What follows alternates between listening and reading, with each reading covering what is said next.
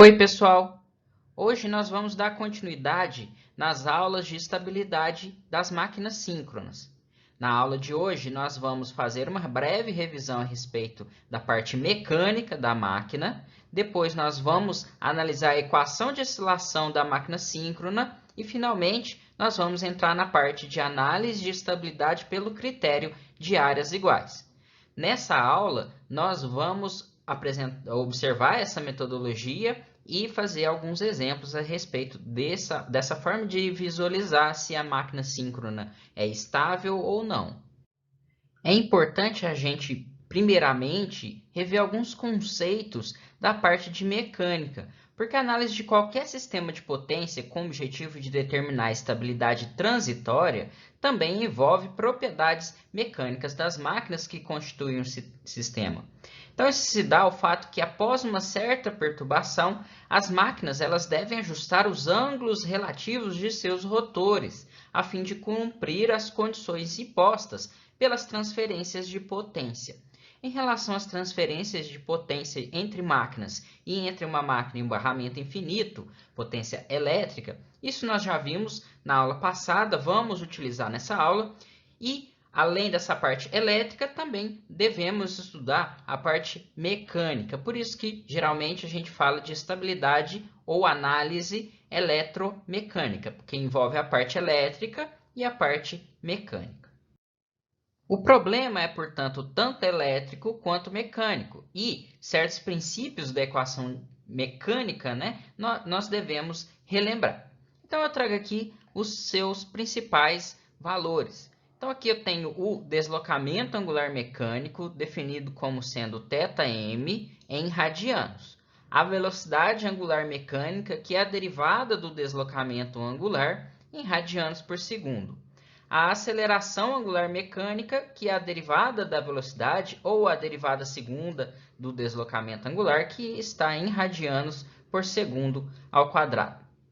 Também está relacionado o momento de inércia, que é a inércia rotacional ou massa rotacional, que é representado por J, geralmente em quilograma vezes metro quadrado, Newton vezes metro vezes segundo ao quadrado ou Joule vezes segundo ao quadrado.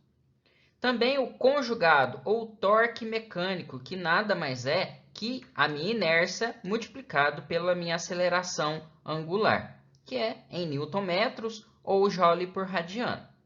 Também é definido aqui o movimento angular, o momento angular, como sendo J vezes ômega m, que é joule segundo por radiano. O trabalho mecânico, que é a integral do torque em relação ao ângulo de deslocamento, o deslocamento angular mecânico, que é em joules. A potência mecânica, que no caso é a derivada do trabalho, ou simplesmente o torque vezes a velocidade, que é dada em watts. E, finalmente, a energia cinética de um corpo em rotação, que é meio da inércia vezes a velocidade mecânica ao quadrado, que também é dada em joules. Aplicando os conceitos mecânicos para uma máquina elétrica, nós podemos entender como a energia armazenada nas massas girantes, que vai compreender tanto do rotor da máquina quanto da turbina e todos aqueles elementos mecânicos conectados, será melhor expressa aqui em megajoule, e os ângulos são expressos em graus elétricos.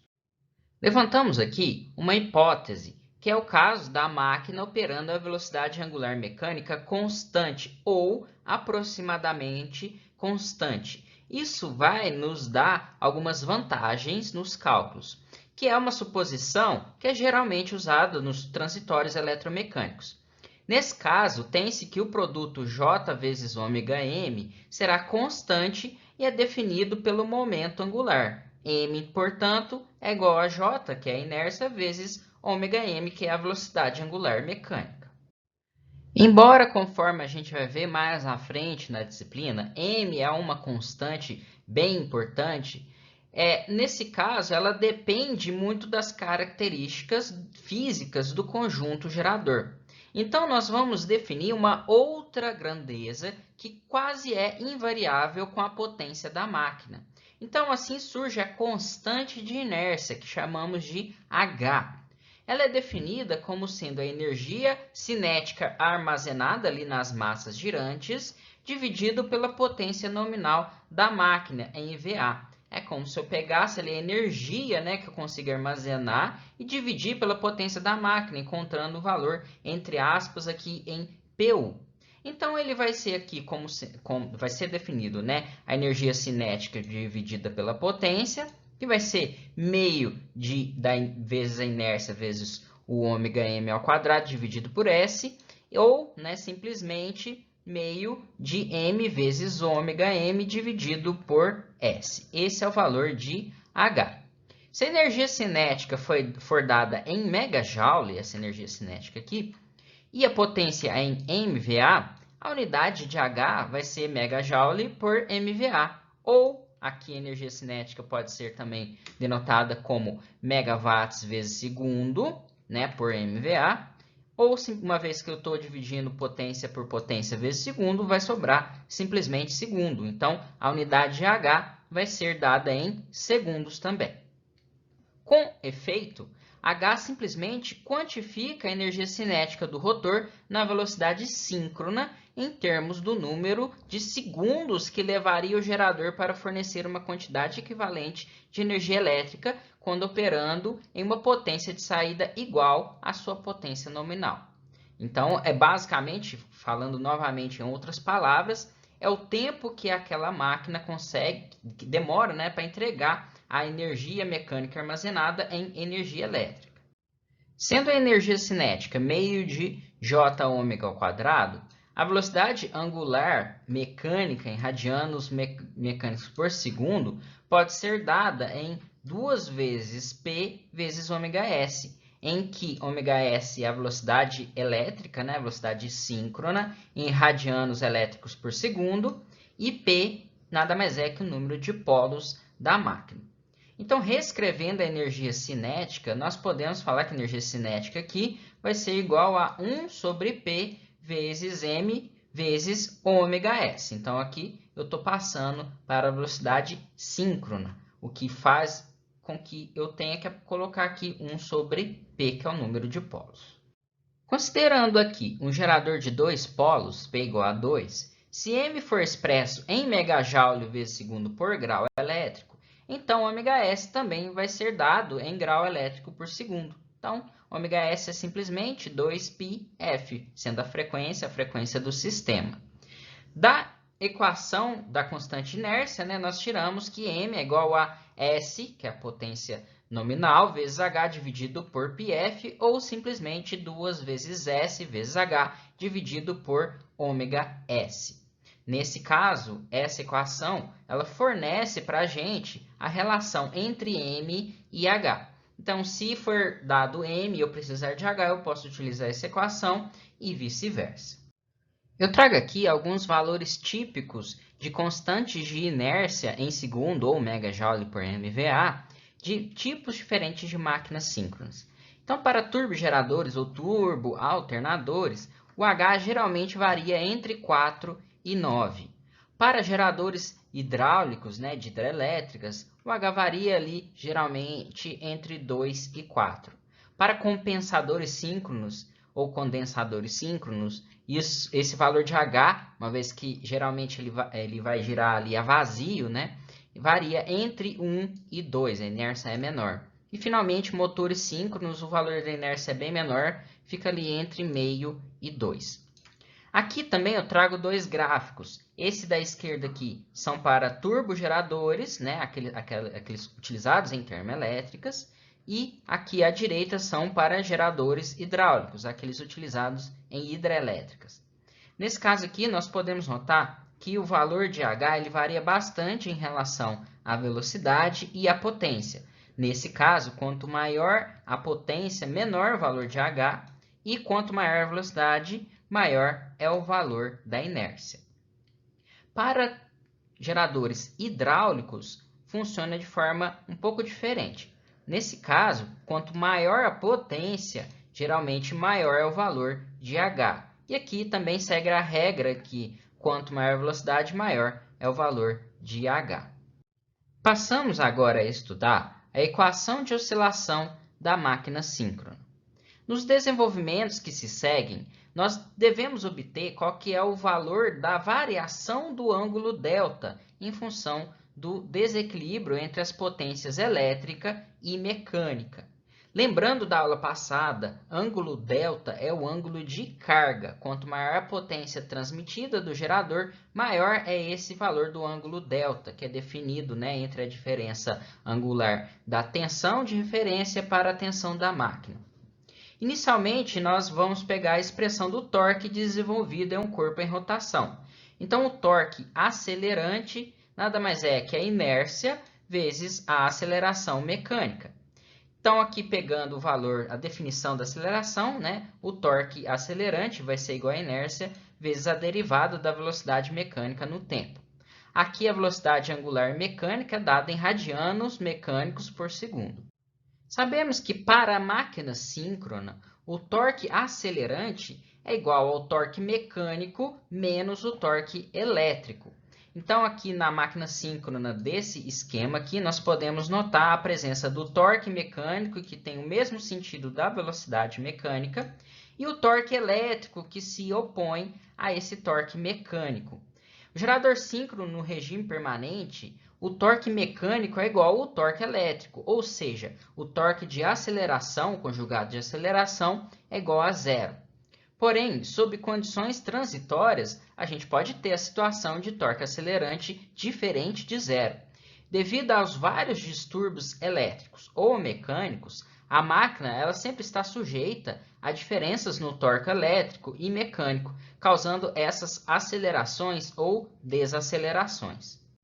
Quando existe algum torque acelerante ou desacelerante, é importante considerar o movimento mecânico do rotor. Esse movimento, porém, deve ser estabelecido com base em uma referência, que normalmente corresponde a um eixo estacionário, como nós podemos observar aqui na figura. Foi definido um eixo estacionário aqui, e todas as variáveis aqui, os ângulos dos rotores, do rotor, ele vai ficar sempre em relação a esse meu eixo de referência. Aqui o valor de θm é o ângulo de deslocamento do rotor com respeito ao eixo de referência estacionário, que é fixo no estator. θ0 nada mais é que o deslocamento mecânico em relação ao eixo estacionário e o eixo síncrono, que ele sempre gira junto com o rotor na velocidade síncrona. Então, θ0 nada mais é que ômega-s, né, que é a velocidade síncrona vezes o tempo. Portanto, o θ mecânico vai ser o meu θ0 mais a diferença angular entre a velocidade mecânica e a velocidade síncrona vezes o tempo. Essa velocidade mecânica menos a velocidade síncrona vezes o tempo nada mais é que a definição do meu delta mecânico, do meu ângulo de carga mecânico. Então, θm, a gente pode falar que é ômega-s vezes t mais ΔM. Derivando essa equação aqui com relação ao tempo, nós vamos ter que dθm dt é igual a ômega-s mais dΔm dividido por dt. E isso vai ser, né, o valor de ômega-m. E aqui, né, desenvolvendo essa equação, nós vamos encontrar que dΔm dt é igual a ômega-m menos ômega-s, que é a velocidade relativa, né, entre ômega-m e ômega-s.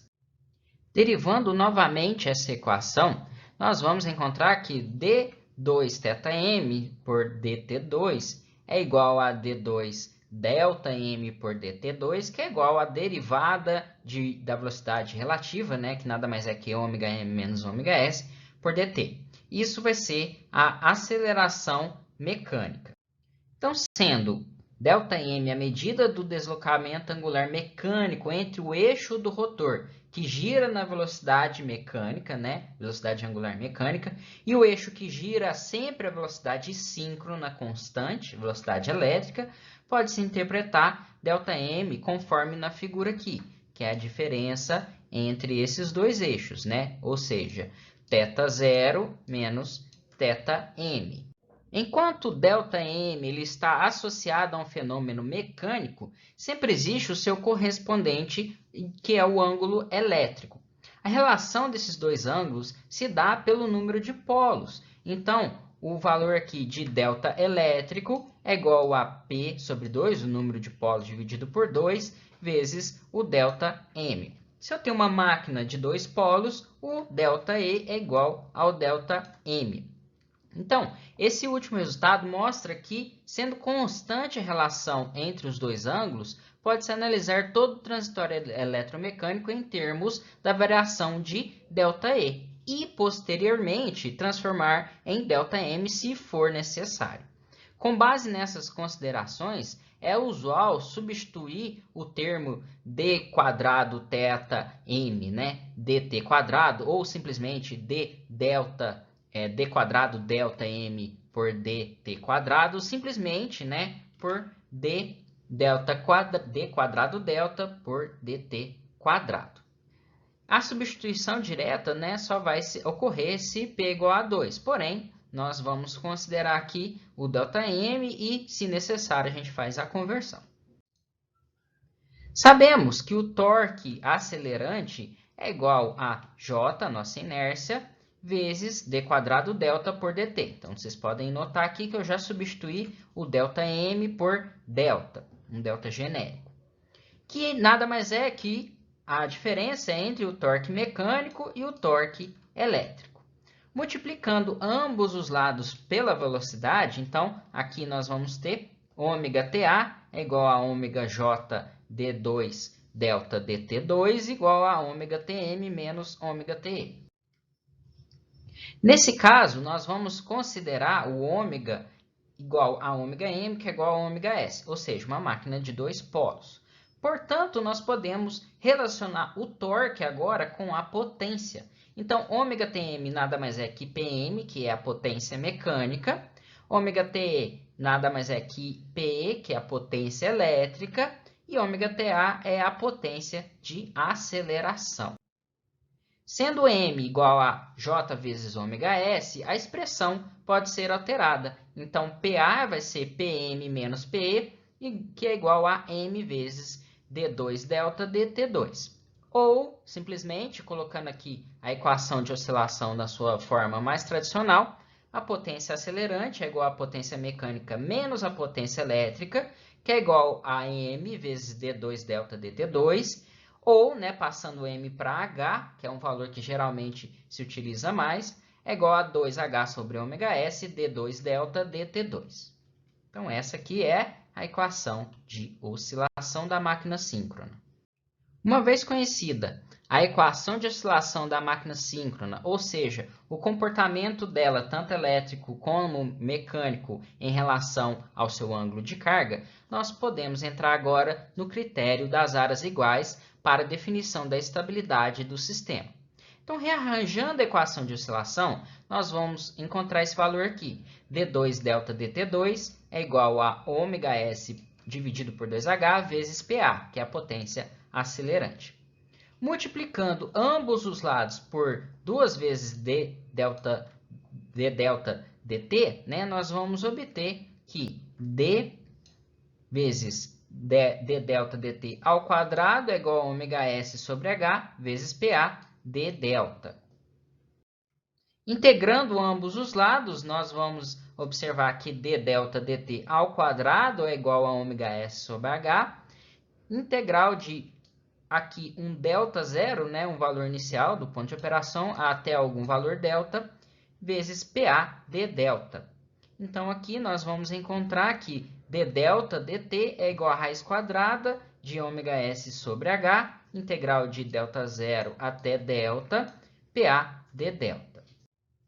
Essa equação ela nos fornece a velocidade relativa de uma máquina com relação a um eixo de referência movendo a uma velocidade constante.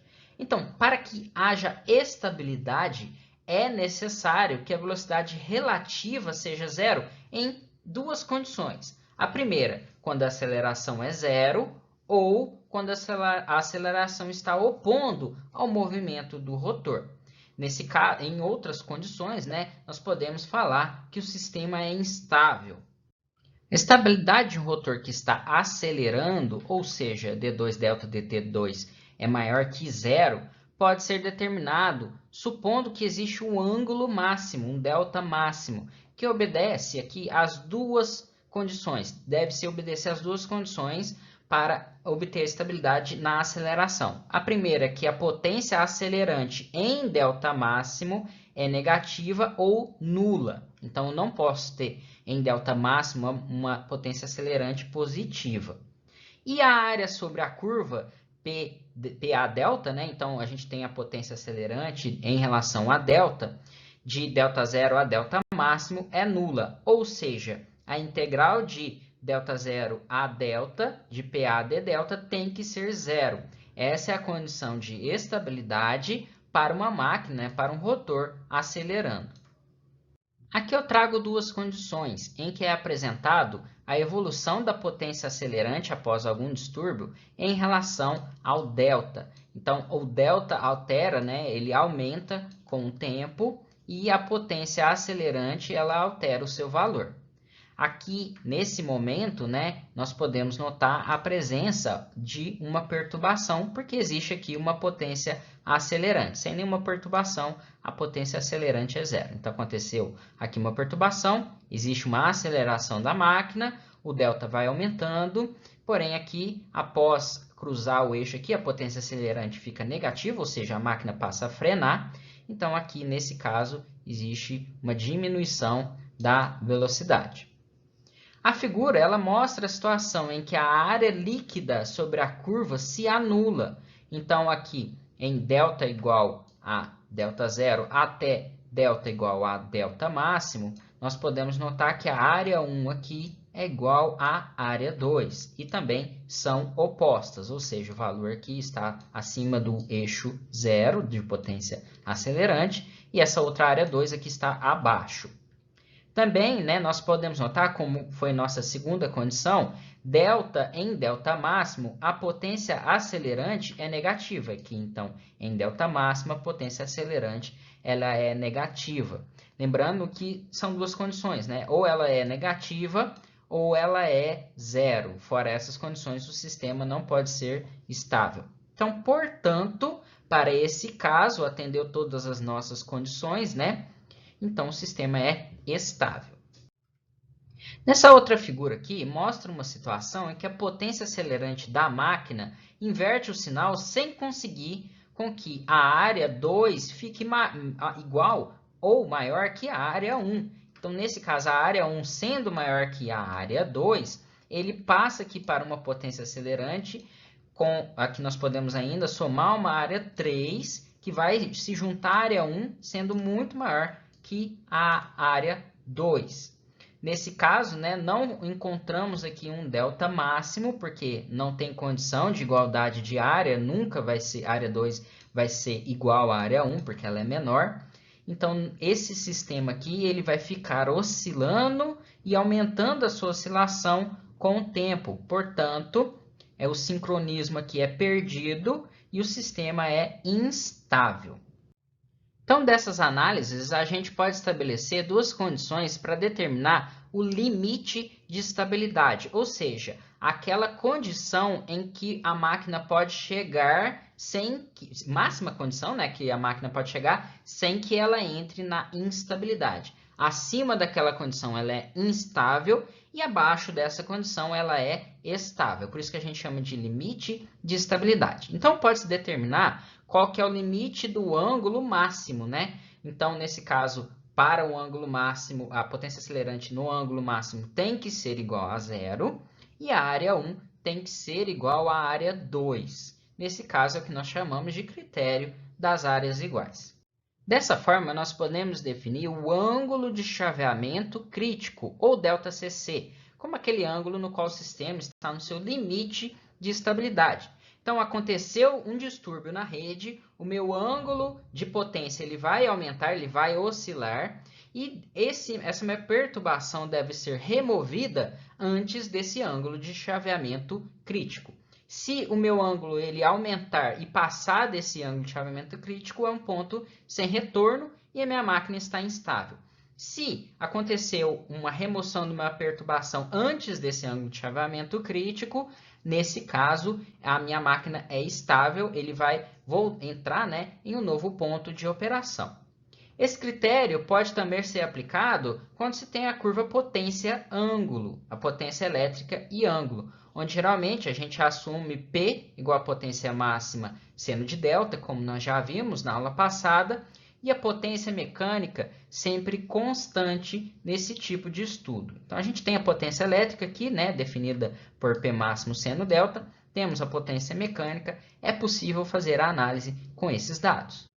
Então, se a máquina ela está conectada a um barramento infinito através de um circuito de transmissão simples, como mostra aqui na figura, a curva potência-ângulo para o sistema da figura correspondente, esse aqui, para um curto-circuito trifásico franco, ou seja, não existe nenhuma impedância de falta, ela é definida dessa forma aqui. Tá? Então, nós temos aqui a potência mecânica constante, o valor da potência elétrica definido como sendo P máximo seno de delta, então vai ser somente a parte de cima aqui do delta. E aqui nós podemos notar a presença da aceleração da máquina na área 1, né? Ou seja, aqui a área abaixo da potência mecânica é quando a potência elétrica vai a zero. Então, a potência acelerante é toda essa área. Por que a potência elétrica vai a zero? Porque aconteceu um curto-circuito franco, né, sem nenhuma impedância de falta. Então, a potência elétrica é zero, não existe transferência de potência ativa, somente de potência reativa, que não nos altera nossos estudos aqui. Então, a potência acelerante é simplesmente a potência mecânica aqui, né? Então, é definida por essa área abaixo da potência mecânica. Após cessar a falta, né, vamos cessar a falta aqui em um delta, que foi definido como delta crítico.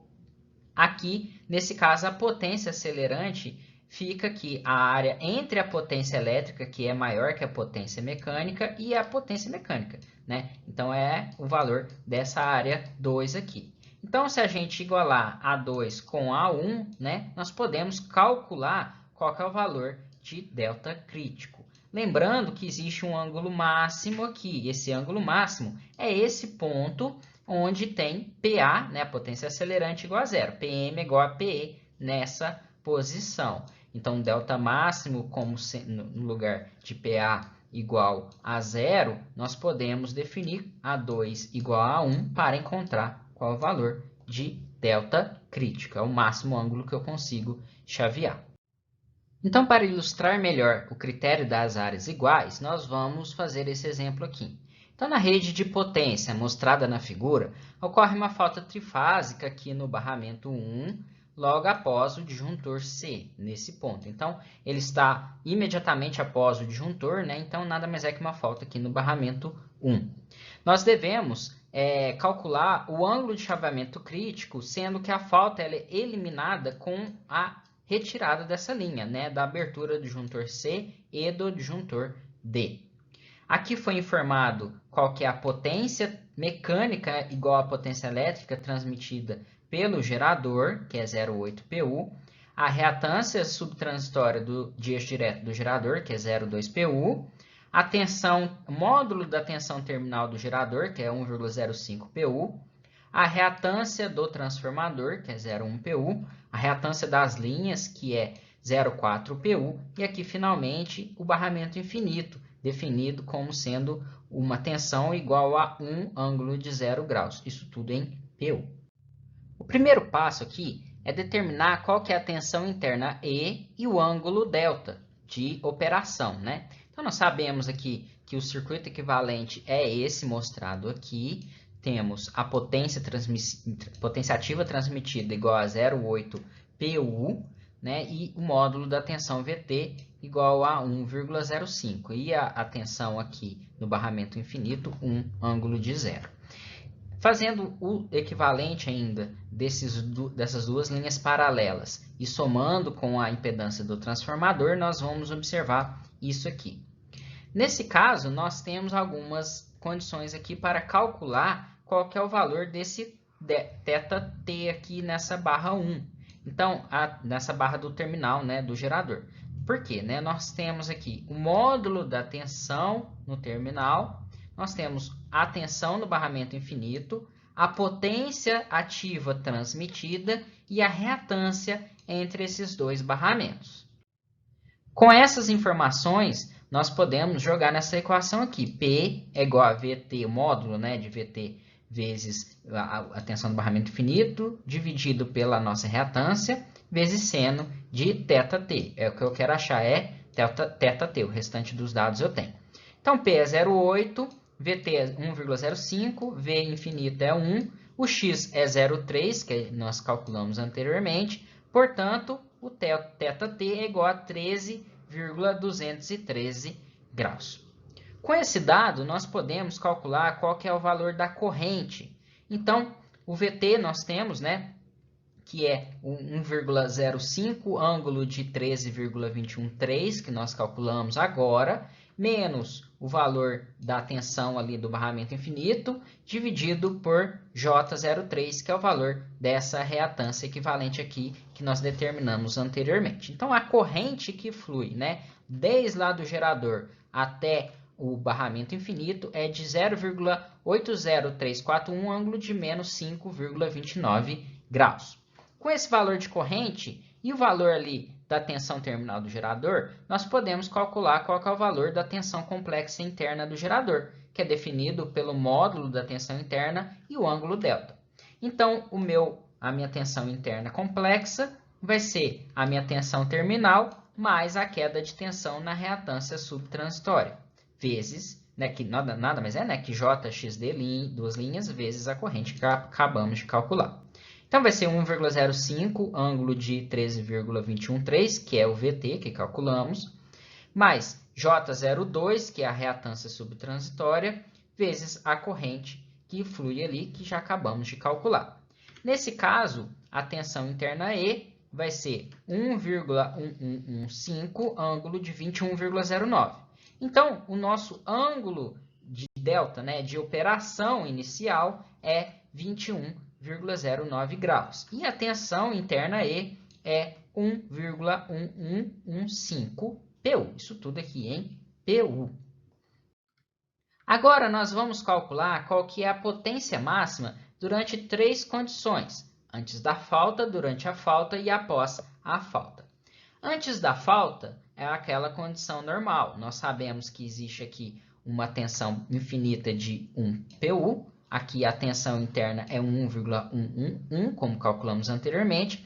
E a reatância equivalente entre o barramento infinito e a máquina é de 0,5 PU.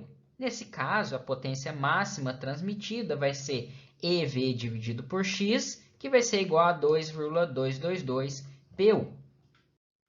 Durante a falta, nós podemos notar que, como é uma falta franca, trifásica equilibrada, a tensão vai a zero. Portanto, né, devido à configuração do circuito, não existe transmissão de potência ativa do gerador para o barramento infinito. Somente potência reativa que alimenta a falta, porém, ele não altera aqui o ângulo delta, somente a potência ativa. Portanto, a potência máxima durante a falta é igual a 0 PU. Finalmente, né, após a falta, ela é eliminada com a remoção da linha, né? Nesse caso, nós podemos falar que a potência máxima vai ser o EV dividido por X, sendo que o X é a soma dessas três reatâncias, resultando em 0,7. Portanto, a potência máxima transmitida ali no momento após a falta é de 1,587 PU. Agora, nós podemos traçar quais são as curvas, né, P por delta nas três condições. Antes da falta, com um pico, né, de 2,222 PU. Após a falta, com um pico de 1,587. E durante a falta, que no caso a potência é zero. A potência elétrica durante a falta é zero. Tracei aqui também a potência mecânica como sendo 0,8, dadas as condições iniciais, né? A potência elétrica deve ser igual à potência mecânica, que foi informado lá no começo do exercício. Eu tracei ele aqui e agora nós podemos definir quais são as áreas que nós vamos calcular para calcular o ângulo de chaveamento crítico. Então, aqui a gente tem o valor de ΔZ, que já calculamos. Temos aqui o valor de ΔM, onde eu tenho que a potência acelerante é igual a zero, ou seja, a potência elétrica é igual à potência mecânica. E aqui o ângulo de chaveamento crítico. Devemos igualar essas duas áreas para calcularmos qual que é esse ângulo de chaveamento crítico. Primeiramente, né, nós precisamos calcular qual que é o valor desse ΔM. Então, está aqui apresentado o valor de ΔZ, que é a condição inicial, 21,09, nada mais é que o ângulo da tensão interna do gerador. Precisamos calcular o ΔM. Bom, sabemos que na condição ali após a falta, né, nós podemos definir esse valor de delta como sendo 0,8, 1,587 seno de delta, que nada mais é, né, que esse ponto de operação aqui de ΔM. Vocês podem notar que existem dois pontos de operação. Um aqui, que é o ΔM que nós procuramos, e outro ponto de operação aqui. Então, fazendo os cálculos, nós vamos observar que encontramos esse valor aqui anterior. Porém, o que nós queremos é esse valor aqui da frente. Nesse caso, basta pegar 180 menos o valor que encontramos e obtemos, então, um valor de ΔM de 149,73 graus. Uma vez definido o valor de ΔZ e ΔM, eu vou colocar aqui seus valores em radianos, uma vez que são esses valores em radianos que vão entrar nos nossos cálculos. Aqui, né, eu vou comparar A1 com A2. A área 1 deve ser igual à área 2 para essa condição aqui de ΔCC. O cálculo da área 1 é simples. Basta eu pegar aqui a base vezes a altura. A base é a diferença de ΔCC com ΔZ e a altura é a potência mecânica, né, 0,8. Já a área 2, basta eu pegar a área abaixo dessa curva aqui, então vou fazer uma integral dessa curva, menos, né, retirando essa parte desse retângulo, que é definido pela diferença de ΔM com ΔCC, vezes a altura. Então, aqui jogando as duas áreas, né, a área 1 que é ΔCC menos ΔZ, ΔCC menos ΔZ, vezes a altura, que é PM. E essa área aqui, A2, vai ser definido como sendo toda essa área aqui abaixo da curva, que é integral de ΔCC até ΔM, de 1,587 seno de ΔD delta, menos esse retângulo aqui, que é ΔM menos ΔCC, vezes a altura, que é PM. Jogando aqui os valores, lembrando que os valores devem ser em radianos. Eu vou ficar com ΔCC menos 0,3681, que é o valor de ΔZ, vezes 0,8, que é PM, que é igual a 1,587, integral de ΔCC até 2,6133, que é o valor de ΔM em radianos, seno de ΔD delta, menos 2,6133 menos ΔCC, vezes 0,8, que é o valor de PM. Então, a integral de seno vai ser menos cosseno. Jogando aqui os limites de integração, nós vamos obter, então, o valor dessa área. Lembrando que eu vou deixar em função de ΔCC. Uma vez que apareceu aqui 0,8 ΔCC do lado de cá e 0,8 ΔCC do lado de cá também, vou cortar esses dois valores e essa equação deixa de ser não linear. Então, eu consigo resolver de forma analítica. Se aparecerem valores diferentes aqui, eu não conseguir remover esse ΔCC, vai aparecer esse ΔCC mais um cosseno de ΔCC, e aí eu preciso resolver provavelmente para o método numérico. Então, jogando aqui os valores, né, continuando a desenvolver as equações, eu vou ter que ΔCC vai ser cosseno a menos 1 de 0,2681, resultando em um ângulo de chaveamento crítico de 74,45 graus. Então, resumindo, se ocorre um curto-circuito, o meu ângulo de carga, né, meu ângulo de potência delta, ele vai aumentando, ele sai aqui de 21,09 graus e vai se elevando. Se eu não retirar aquela falta, né, se eu não abrir os disjuntores ali antes dele chegar a 74,45, o meu sistema se torna instável. Se eu conseguir abrir os disjuntores antes dele chegar nesse valor aqui, o meu sistema é estável. Então, aqui está apresentado o ângulo de chaveamento crítico para o limite de estabilidade. Para uma falta onde não existe transferência de potência ativa, que é o caso do exemplo anterior, ou seja, a potência elétrica é igual a zero durante a falta, é possível calcular o tempo de chaveamento a partir do ângulo de chaveamento e vice-versa. Se eu tenho um ângulo de chaveamento, eu consigo também calcular o tempo. Então, reescrevendo a equação de oscilação, eu tenho aqui que Pm menos Pe é igual a 2H sobre ômega-s, d2 delta dt2. Então, rearranjando aqui, eu tenho que Pe é igual a zero, né? Então, d2 delta dt2 é igual a ômega-s sobre 2H vezes Pm. Integrando sucessivamente, a gente vai ter que d delta dt vai ser integral de 0 a t de ômega-s Pm por 2H. Então, né, fazendo integral aqui de 0 a t de dt, vai ficar simplesmente t. Então, d delta dt vai ser ômega-s Pm 2H vezes o t.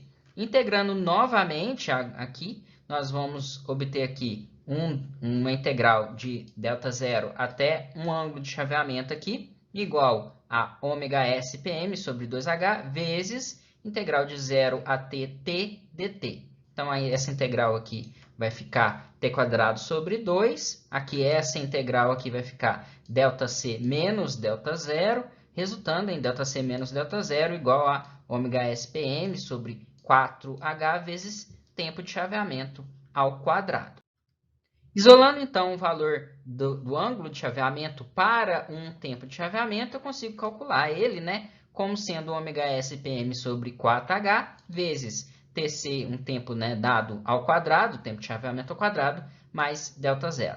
Caso eu queira o tempo de chaveamento, uma vez que eu tenho, por exemplo, o ângulo de chaveamento crítico, ele vai ser dado pela raiz quadrada de ΔC menos ΔZ. Se eu quiser, por exemplo, um ΔCC, eu tenho um TCC, né, um tempo de chaveamento crítico, com um ângulo de chaveamento crítico. Isso aqui, né, vezes 4H sobre ômega-s vezes Pm. É importante frisar que são essas equações somente válidas somente quando a potência elétrica é transmitida durante o defeito é zero. A gente pode notar que foi elevado a zero o valor do PE lá atrás. E se o tempo de eliminação do defeito for maior que o tempo crítico, né, de chaveamento, o sistema é considerado instável. Então, só para exemplificar essas equações, pegando o mesmo exemplo anterior, né, com um h igual a 5, ou seja, uma constante de inércia igual a 5 segundos, o tempo de chaveamento crítico vai ser esse valor aqui, né? TCC vai ser o ΔCC que nós encontramos anteriormente. Eu só passei aqui para radianos, aqui tem que ser somente inserir os valores em radianos, menos ΔZ, 4H sobre ômega-s vezes Pm. Então, jogando os valores, né, 1,3 é o ΔCC em radiano, ΔZ em radiano é 0,3681, 4 vezes a constante inércia, que é 5, 2π vezes 60 para encontrar o valor de ômega-s, lembrando que aqui a frequência nós consideramos como 60 Hz, vezes a potência mecânica que foi informada pelo exercício, que é 0,8Pu. Então, esse tempo de chaveamento crítico é de aproximadamente 0,25 segundos. Se eu demorar mais que isso, meu sistema se torna instável. Bom, pessoal, era isso que eu queria mostrar para vocês. Façam as atividades que estão postadas lá no Moodle. Elas valem tanto parte da nota final de vocês, quanto a presença na semana. Muito obrigado pela atenção e até mais.